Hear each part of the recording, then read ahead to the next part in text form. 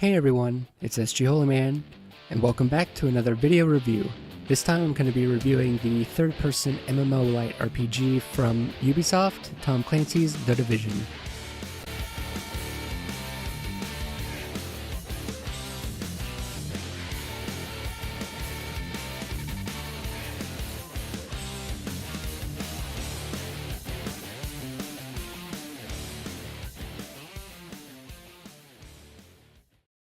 The story of The Division is very front-loaded, and after the first couple hours of experiencing the story, it becomes serviceable for this kind of game. And that's pretty much a shame, because this is a Tom Clancy game, and I really enjoy the stories of a Tom Clancy game.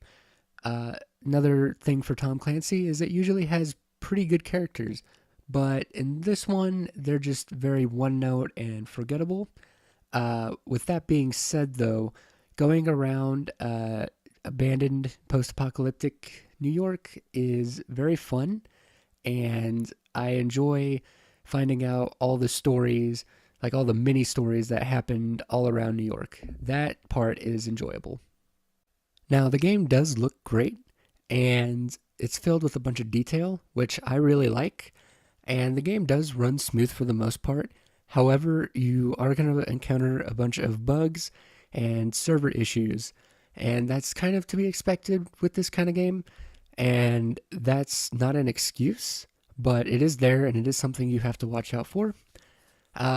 With that being said, the actual matchmaking with other players is very smooth, and it's just really smooth. That's all I can say. However, I played by myself for the most part, and I'm going to get to that a little bit later. Now, as far as New York goes, I've never been to New York, but from what I understand, this is a pretty close recreation of the actual city, so that's pretty cool.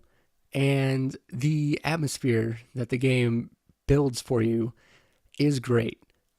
However, I get that New York is supposed to be abandoned, but the world feels a little too empty.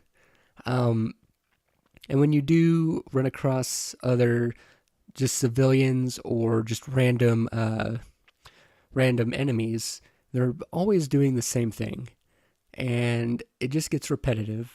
And I think that's all I have to say for that. And now it's time to get into the actual gameplay.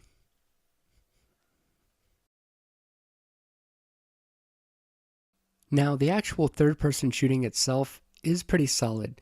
However, I do feel like there are better third-person shooters on the market. And the RPG element in the game is a lot deeper than you would expect. The perks and the abilities that you can get for each branch is pretty standard. However, once you start unlocking mods for your abilities, that's when it becomes really deep and really fun to play around with. I also like the fact that once you unlock an ability, you can just switch to it right away, so you can quickly go through and test out all the abilities and see which one you like. The gear itself also has a surprising effect on more than just your health, and in that way, the game is also pretty deep with its RPG. Now, as I said, your perks and your abilities are locked behind a wing at your base of operations. And while this does give you a reason to actually spend time at the base, it gives you really no incentive to level, and it doesn't feel good to level in this game, in my opinion, because it just feels like one giant grind. However, the loot in the game is actually handled pretty well. It feels good to actually compare your weapons, and it feels awesome when you get that new weapon that's just gonna really help you. And it's also really easy to mod the weapons, and I really enjoy that.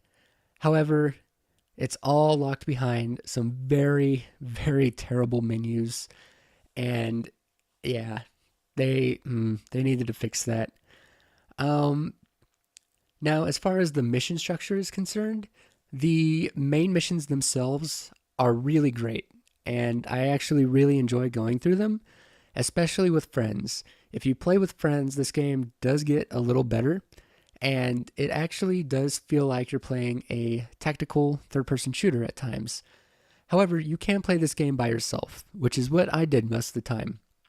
And yes, especially early on, it will feel like a grind, and it will be kind of difficult, but it's not overbearing, and you can easily play this game by yourself. Now, unfortunately, the side missions in the game get really repetitive, and unfortunately, that's the only way to actually grind out a level, uh, is to just do the repetitive side missions. However, my favorite were the echoes, and those are just like small little holograms that you can just go around New York, and they just tell you like a small story that you can just figure out while playing that section. And I actually really enjoyed that. Now, as far as the character creation itself, it's really bad. Um, Basically, they didn't put in enough options, so everybody pretty much looks the same. And while you have your actual gear and then you have cosmetic gear, um, that's good, but it's all jackets and winter coats. And so, yeah, everybody just kind of looks the same. And another bad thing is that the empty world is not a fun place to run around, and there's really no transportation system. So you're going to be doing a lot of running through a lot of empty streets, and it just gets really boring after a while. Anyway, the MMO itself is not good without its endgame, and this endgame is not that great either. So, as far as the endgame is concerned, you have two daily missions and a challenge mission.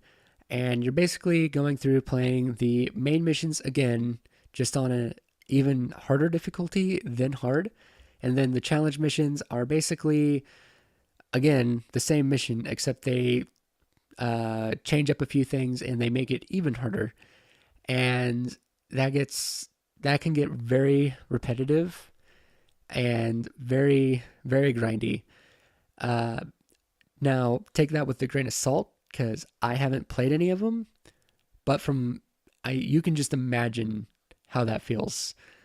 And also, there's the dark zone, and the I like the concept of the dark zone, and I like how it's kind of like a Wild West, and um, the it does have a lot of fun moments, especially when you run into other player groups, and especially at the extraction zones. You can. It really does create a very tense situation when you don't know what the other group's gonna do. So that part is really fun. However, PvP is really not encouraged, which is strange. Like based on the systems itself, like you just get heavily, heavily penalized for trying to PvP. And that needs to change, even though in this new patch they're going to, or so they say. So that'll be interesting. And the Dark Zone has its own experience system, which I'm okay with, but you don't gain actual experience. And that kind of sucks because that means if you don't want to do the repetitive side missions, then you can't just go to the Dark Zone and grind out levels in PvP. So that's a pretty big issue too.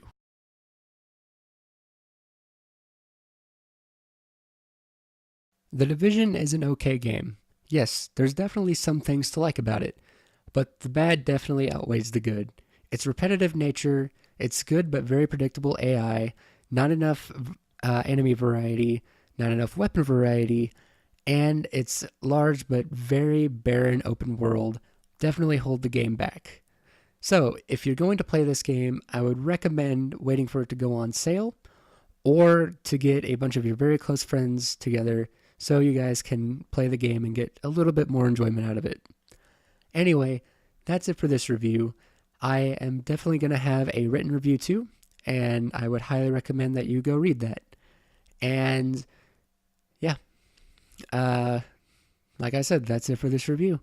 So if you liked what you've seen, you can go ahead and like this video, share it with your friends, and subscribe to my channel for more reviews and Let's Plays. Thank you guys for watching, and I will see you next time.